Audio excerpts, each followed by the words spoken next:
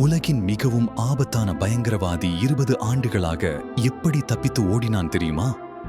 Carlos தி jackal என்று அழைக்கப்பட்ட Ilyich ராமிரஸ் chances வெனிசுலாவின் பணக்கார குடும்பத்தில் பிறந்தான்.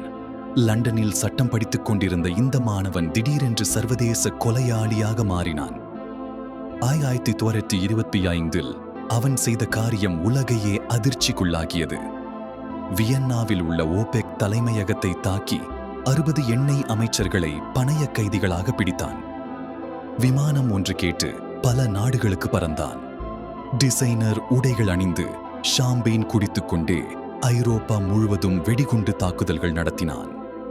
சர்வதேச உளவுத்துறையினர் அவனை பிடிக்க முயன்ற போதெல்லாம் பேய் போல மறைந்தான்.